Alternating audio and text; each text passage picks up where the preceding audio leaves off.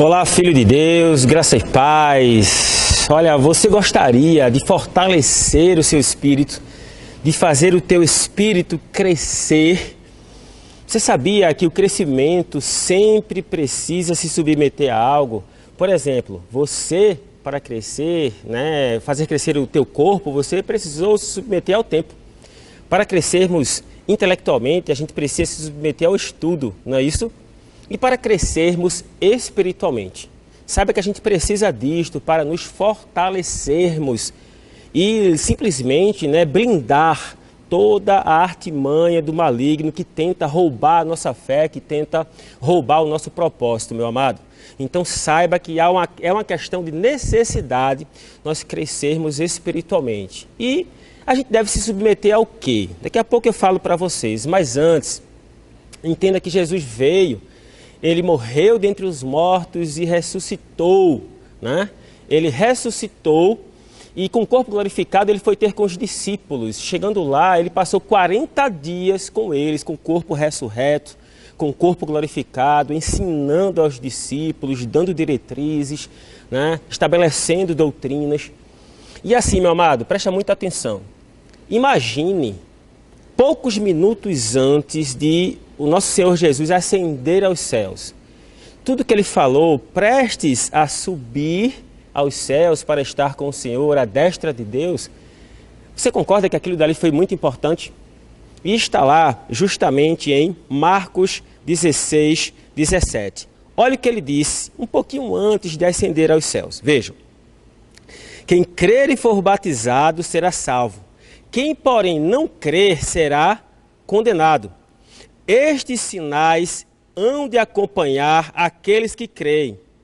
E em meu nome expelirão demônios, falarão novas línguas, pegarão em serpentes, e se alguma coisa mortífera beberem, não lhes fará mal.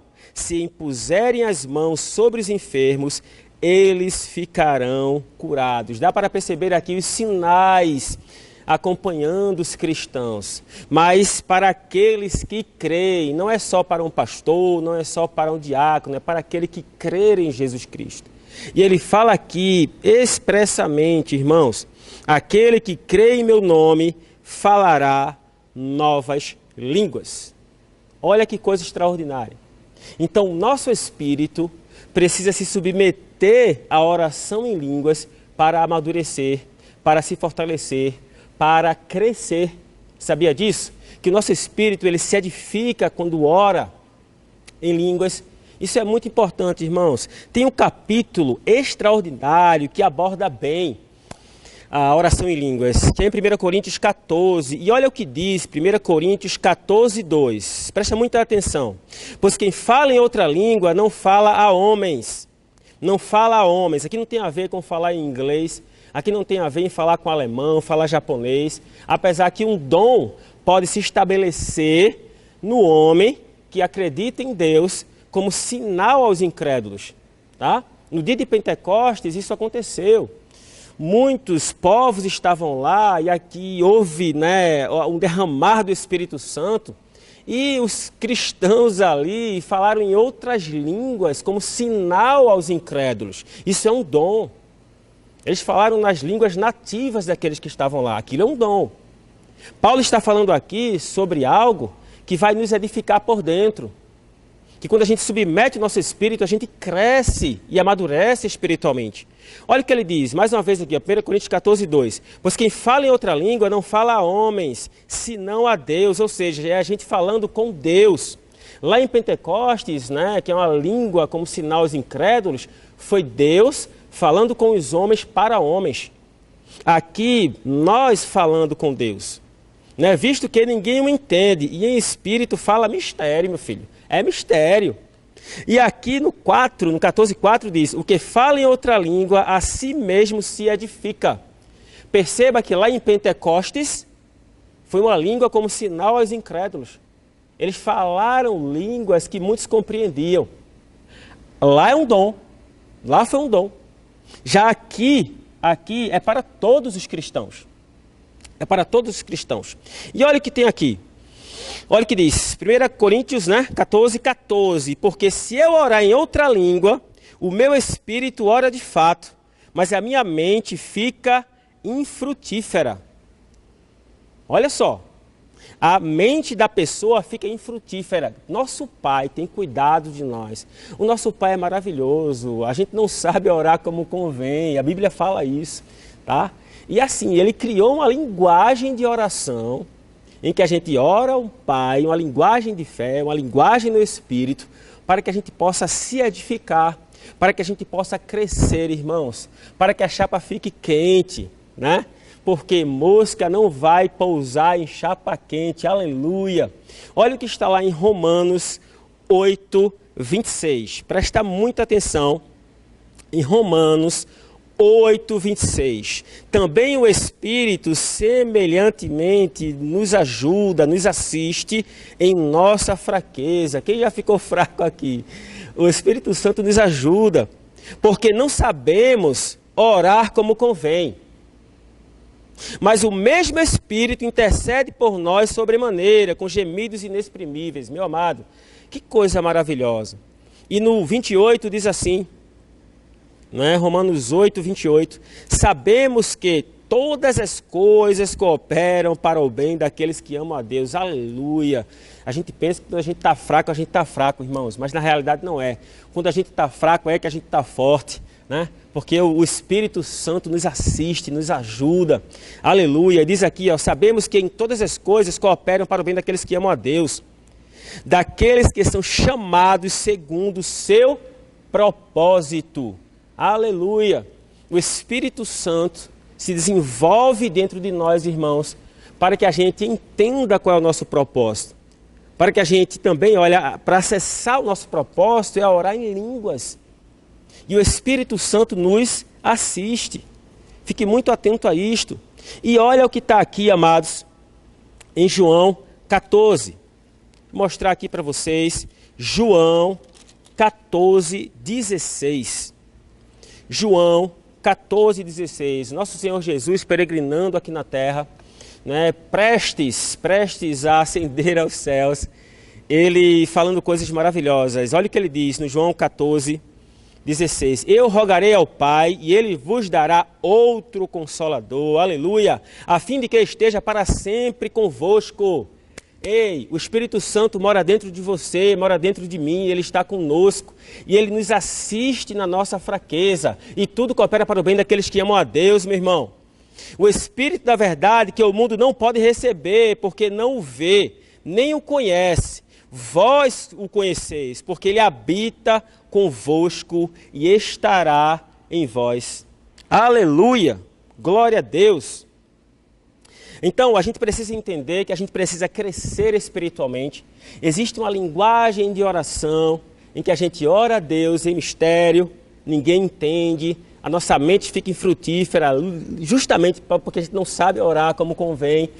Amém? E tem algo aqui precioso, irmãos, que está lá em Lucas 24, 49. Lucas 24, 49. Glória a Deus. Lucas 24, 49. Né? E aqui está no finalzinho do livro de Lucas. E diz assim: eis que envio sobre vós a promessa de meu Pai. Permanecei, pois, na cidade, até que do alto sejais revestidos de poder. Aleluia! Veja que o nosso Senhor Jesus deu uma direção.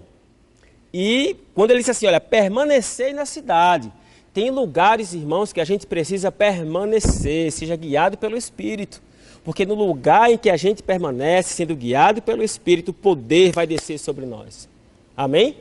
Glória a Deus, aleluia. Eis que envio sobre vós a promessa de meu Pai. Permanecei, pois, na cidade, até que do alto sejais revestidos de poder. Glória a Deus. E permanecer para quê? Lá em Atos 2, a gente encontra o cumprimento, né, dessa promessa aí. Atos 2, de 1 a 4, irmãos. Aquilo que eu falei agora há pouco, né? Aí diz aqui, ao cumprir-se o dia de Pentecostes, estavam todos reunidos no mesmo lugar. Opa, eles obedeceram. E quando você obedece a Deus, a bênção se estabelece. A promessa se estabelece. Aquilo que Ele prometeu acontece. Então obedeça, amados. De repente veio do céu um som como de um vento impetuoso e encheu toda a casa onde estavam assentados. E apareceram distribuídas entre eles línguas como que de fogo. Línguas como que de fogo. E pousou sobre cada um deles. Todos ficaram cheios do Espírito Santo e passaram a falar em outras línguas. Você vai perceber aqui que línguas, como sinal aos incrédulos, foram liberadas. Isso é um dom, irmãos. Realmente, essa daí não é para todos, não. Mas a oração em que a gente se edifica, em que a gente fala mistérios, é para todos. Aleluia! É para todos, meus amados. Então fique bem atento aí.